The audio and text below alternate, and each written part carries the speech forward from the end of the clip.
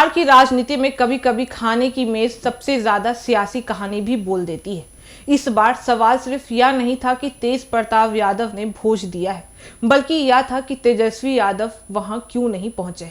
और इसी दूरी पर केंद्रीय मंत्री चिराग पासवान ने ऐसा बयान दिया है जिसने चर्चा को और भी गर्म कर दिया है।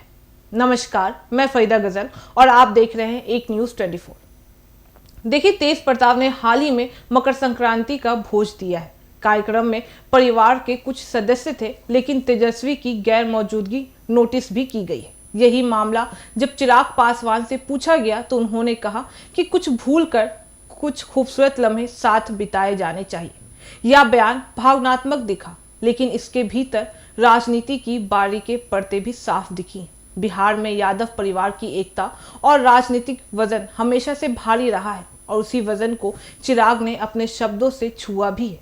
तेज प्रताप और तेजस्वी यादव के बीच पिछले लंबे समय से चल रही दूरियों ने गलतफहमियां और सियासी मतभेद किसी से छिपे हुए नहीं है। तेज प्रताप अपने सार्वजनिक और सांकेतिक राजनीतिक डिस्प्ले के लिए जाने भी जाते हैं, जबकि तेजस्वी ज्यादा रणनीति, सकारात्मक और मुख्य धारा सत्ता केंद्रित राजनीति के रूप में भी उभरते हैं। इसी दो शैली से टकराव ने परिवार के अंदर खटास को भी जन्म दिया था, जिसकी तस्वीर कई बार मीडिया में भी दिखाई दी है। तेज प्रताप ने भोज दिए जाने के आयोजन को अपने तरीके से परिवार को जोड़ने और रिश्तों को नरम करने का अवसर भी माना, लेकिन जब तेजस्वी नहीं पहुंचे तो सवाल उठना लाजमी था। चिराग पासवान इस सवाल पर सीधे राजनीतिक हमला नहीं करते दिखे, बल्कि उन्होंने एक भावनात्मक भाषा का इस्तेमाल किया ताकि संदेश समझदार दिखे। उनका बयान था कि परिवार का होना राजनीति से बड़ा है और कभी कभी रिश्तों को बचाने के लिए कुछ चीजें भूलनी पड़ती हैं। लेकिन यहाँ दो और लेयर है। पहले, चिराग ने यह बोलकर अलग रूप से यह स्वीकार किया है कि परिवार में दूरी, और दूसरी, उन्होंने यह संकेत भी दिया है कि इस दूरी का नुकसान परिवार में नहीं है, राजद की राजनीति ने झेला है। बिहार में लालू परिवार सिर्फ सत्ता नहीं बल्कि प्रतीक भी है, और प्रतीकों की टूट फूट राजनीति परिणाम पैदा भी करती है। तेजस्वी की गैर मौजूदगी का एक और पक्ष यह भी है कि विपक्ष के भीतर इन दिनों एक गंभीर संगठनात्मक ढीलापन की बात भी हो रही है।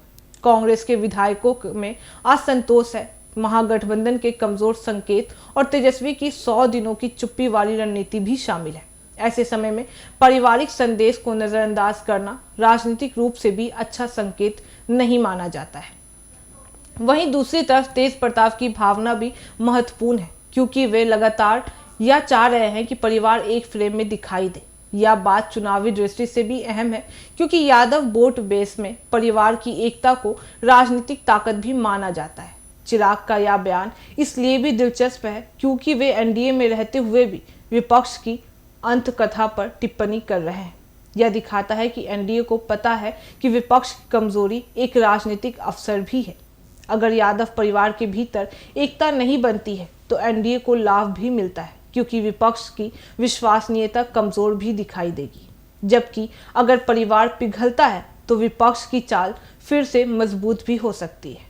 इस पूरे मामले में जनता का दृष्टिकोण बहुत सरल है। लोग परिवार में मिलन देखना चाहते हैं और राजनीति में स्थिरता। लोग यह भी समझते हैं कि राजनीति में भाई भाई की दूरी हमेशा सिर्फ परिवार का मामला नहीं होता है, उसके भीतर सत्ता, भूमिका और नेतृत्व की लड़ाई भी हो जाती है। इसलिए चिराग का बयान एक तरफ भावनात्मक था, दूसरी तरफ एक सटीक राजनीतिक टिप्पणी भी था। तेज प्रताप ने जो मंच खोला है वह एक अवसर था। तेजस्वी ने उसमें हिस्सा नहीं लिया, लेकिन चर्चा तो शुरू हो गई है। चिराग पासवान ने उस चर्चा को दिशा भी दे दिया है कि राजनीति में सब कुछ भूलकर आगे बढ़ा जाना चाहिए, क्योंकि परिवार ही सबसे अहम होता है। अब सबकी नज़रें इस बात पर टिक गई हैं कि मकर संक्रांति और उसके बाद के आयोजन में यादव परिवार कब फिर एक फ्रेम में दिखाई भी देता है, क्योंकि बिहार की राजनीति में कभी कभी परिवार भी संदेश होता है और संदेश भी राजनीति बन जाता है। बाकी इस मामले पे आपकी क्या राय है, आप हमें कमेंट करके जरूर बताएं। और ऐसी तमाम खबरों के लिए देखते रहे एक न्यूज़ 24। हर खबर सबसे पहले, सबसे सटीक। वीडियो को लाइक करें, शेयर करें, चैनल को सब्सक्राइब करना ना भूलें। धन्यवाद।